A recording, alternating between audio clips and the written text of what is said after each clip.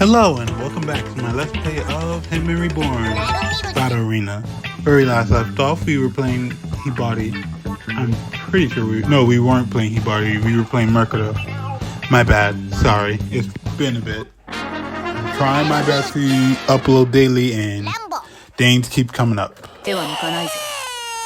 But we're playing one of my childhood crush in a way, Lal Mirch. So Lal Mirch is a very interesting character.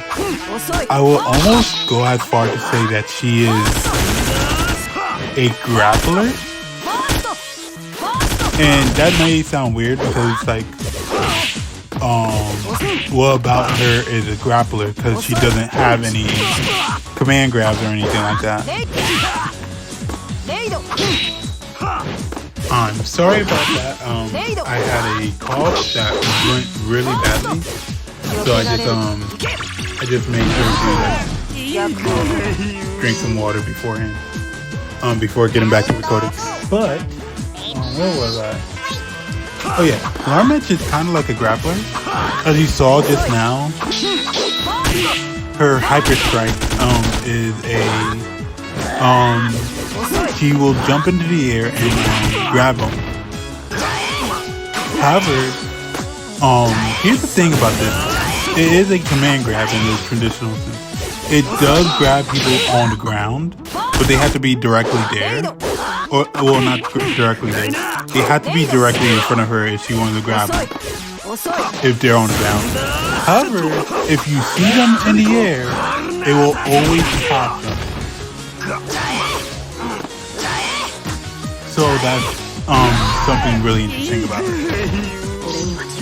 But she's a grappler zoner mix, in my opinion, because like the thing about her grabs is they're, unlike a lot of characters in this game, they're like really good, like positioning wise. They always put her in a very good position, and instead of like constantly wanting to get into the opponent's face, she actually is the opposite, where she kind of always wants to be not into the opponent's face, but like not even like away from the opponent or anything like that, but like constantly like moving in between, like weaving in and out against her opponent.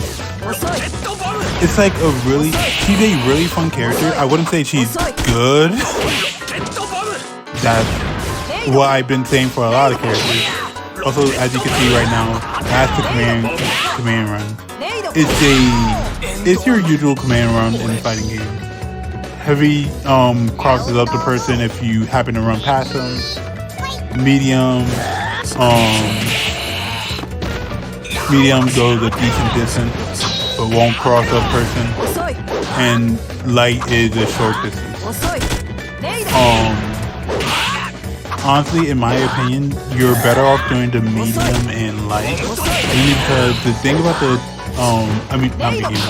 medium and heavy, because the thing about the command run is the command run is fine, but the actual action that you can do out of it is not. So command run is quarter circle forward. If you do light, you can follow up the command run with a button. You don't have to do another quarter circle in order to get the follow up. If you do light button, then it will cancel the command run. This is good because like it can stop you from running into Dane's face first and like second handing grabbing.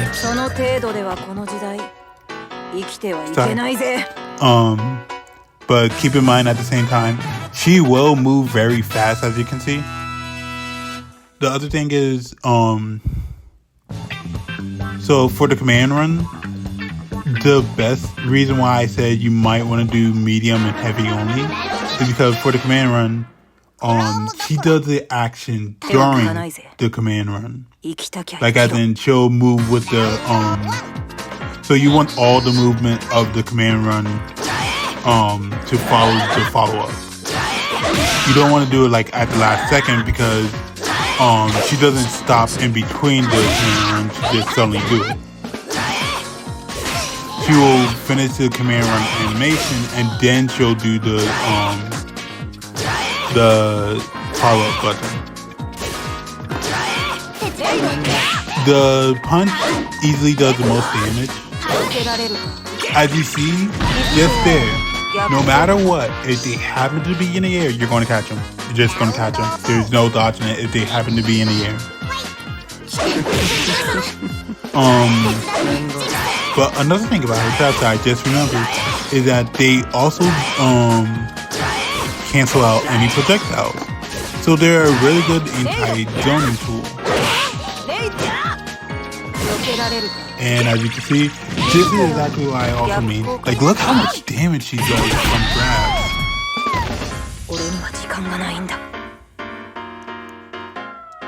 It's just so amazing.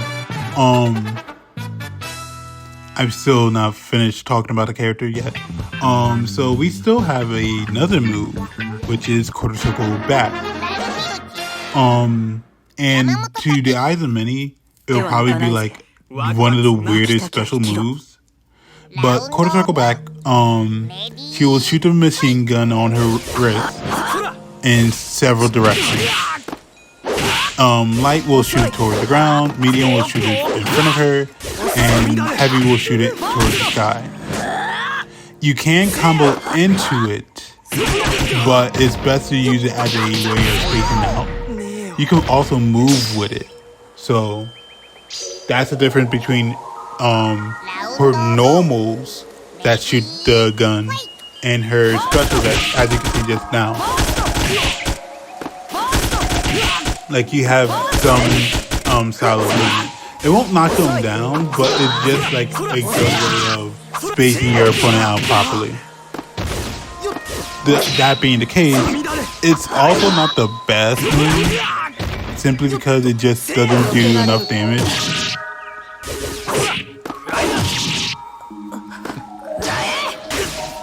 And that kind of is the biggest flaw of Lal Mirch in this game. She just doesn't do a lot of damage in general.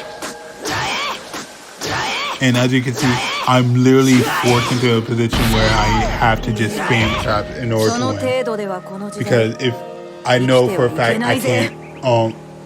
So the other thing about Lal Mirch is her normals isn't exactly the best. And that's fine if you consider her a grappler and your main goal is just grabbing people. Like, use the tools to just like get in, get out, throw in, punches and stuff like that. But you never like really want to stay in on your opponent. She doesn't have any tools like a BP or anything like that to like get her out of the corner. Even her special like is really bad. Oh, yeah. So here's where I started trying to figure out, hey, where can I combo this? If I can combo it. And sure enough, I was surprised that she can. So I was like looking at her medium button. And I was like, this button feels like you can do something afterwards. And a lot of her buttons just feel awkward because you can actually do something afterwards. You're not normal just being normal. It's something that you kind of notice with all the other characters. Most of the normals are just normal to be normal. They don't really have a function besides what you see with them.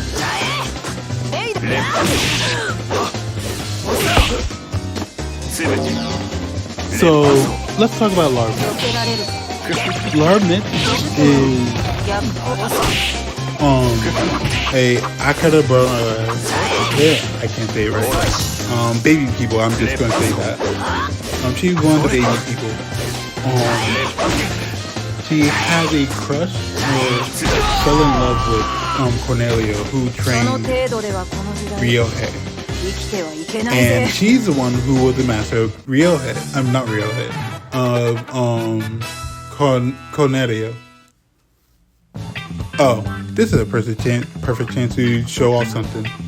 So, in a second, you're about to see probably one of the best costumes in the game. look at Lal Mirch. She looks beautiful in this. Like, the suit looks great.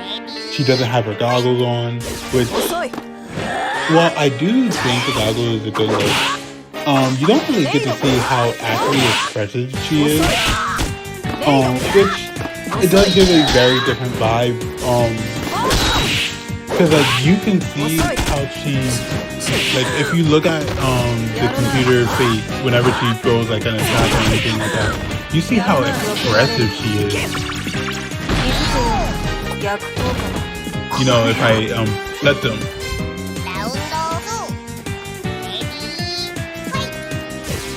But like, sometimes she looks bored like that, yeah. But like, there is time where she's putting her all into it. I do think it's a very sad thing, kind of, that you can't really fully see her expressions thanks to the goggles, but at the same time, you can choose different feelings, and it's not even like you can just have, you're just stuck with goggles all the time anyway. Because of the fact that this game has customization, you can just end up having a totally different Lal Mirch. You can design them however you want from the customization menu. That being the case, I probably won't mess with the customization till the next playthrough. I mean, not the next playthrough, the next game. Because one, I had to shuffle through all the customization in Japanese, and two, it's just like, since I'm already so close to beating the game, there's no reason for me to customize it. If you know what I mean. And now you're starting to see like a bigger part of her problem in terms of gameplay, which is her normals just aren't that good. She can't really force an opponent to get off of her, or like have a quick way of getting, wow, what the frick. Yeah, I guess that adds to the thing. I didn't really even realize that kind of put them in a catcher state like that, to where you can just grab them. That's interesting. So you can just do web, then if you're close enough, you can grab them.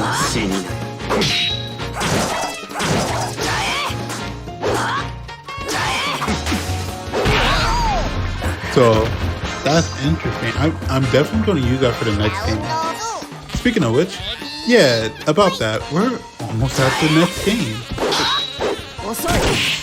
Crazy to think that the only thing we have left is like a few more arcades, and then the story mode, and then the story mode again. But like the story mode is probably going to be done in like probably like 2, maybe 3 sessions. I don't imagine it taking as long as like this, because like unlike these episodes where I just have to record the arcade and then I'm on my way, and then I don't really have much to talk about half the time. With the story mode, I'll actually have something to talk about, because one, I have a reference tool to which I had translated myself most of the story. I have not translated the other story, but I have translated most of the story. This is me when I realized, oh, I can't win.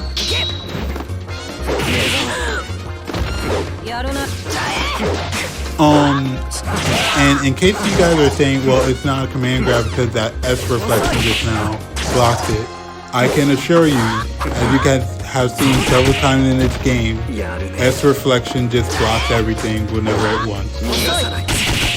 It does not mean that you cannot grab something.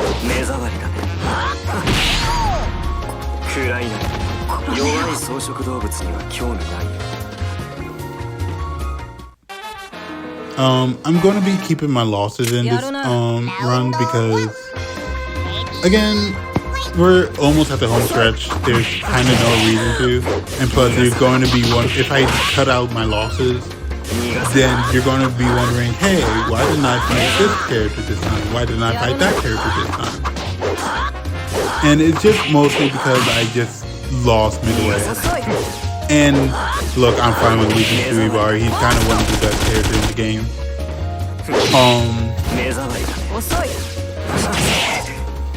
But just give me a chance to talk about the feature arc, how I feel about it. From a Lal Mirch perspective, I think it's a very interesting arc because we slowly see her.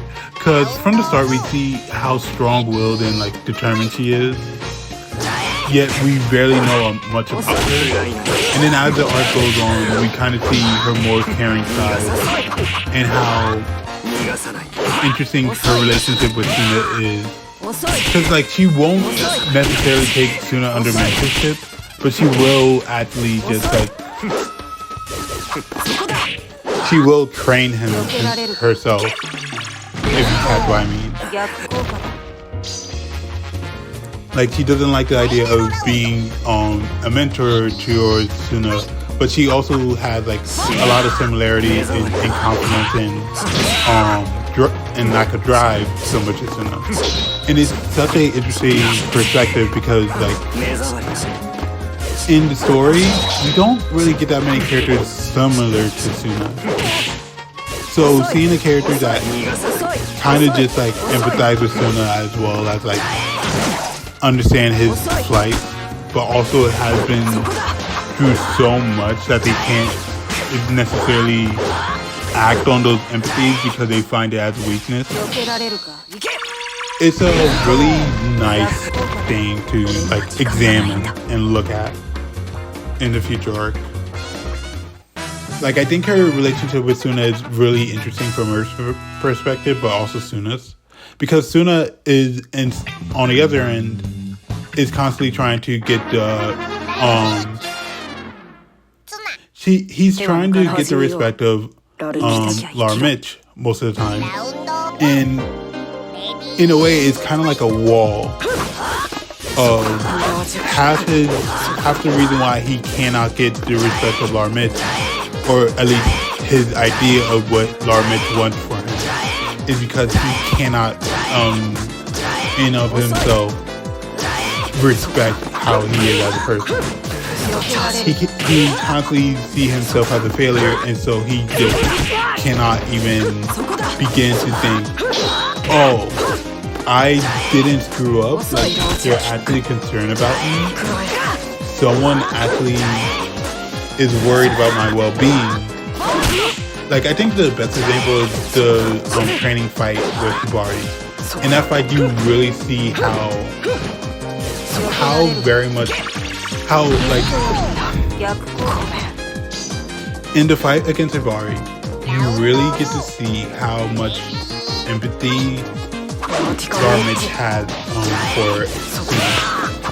And you don't really get to see that up to that point. She is kind of like, and I'll take you under my wing only because I have to, for most of the beginning part of the future. But like, as soon as the training starts, she is just like in there. She's watching the fights and everything, and she is going to herself like, we should stop this training now. And everyone is like, no, we shouldn't stop it yet. And then they're like, and then she's basically like, even though, like, they're basically all like, well, if he doesn't do this, then he can't do the job. And she's pretty much like, who cares if he can't do the job? He's going to die. And it's such an interesting perspective, because it's like, this is something normal from Suna. This is how usually Suna responds to people fighting. But it's never someone who knows the situation. Like, Suna usually responds this way because he's just like fighting. He's just like conflict. Whereas Lal Mirch, who has been so damaged by war and like strife due to all the stuff that's happening in the future, she's very much empathetic and very much a voice of reason, because she just as much is scared of this current future as Suna is. Yet she's forcing herself, just like Suna, to keep moving forward. And I'm more surprised by this because, again, you don't really get this a lot in Hitman Reborn. Like, you don't really get characters that are empathetic to your Suno's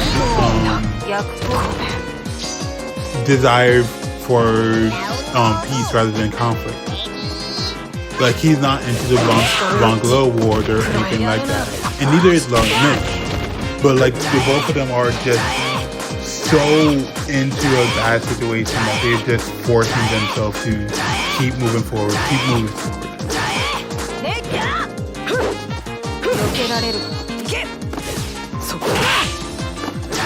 But that's pretty much my opinion of like Lal Mirch and Suna's relationship in the future arc. I think it's a really good relationship. Like, not romantic or anything. I'm kind of surprised that at no point does Lal Mirch like train Ryohei, but she is always just like dead set to be the trainer for Suna. And it's also like, I didn't even realize it's still now. It's the, I want to say third trainer that Suna has ever had in his life. Because I think Basil is his second trainer. And then Lal Mirch is her third. So anyway, guys, thank you guys so much for watching. I hope you have a wonderful time. I will see you guys next time.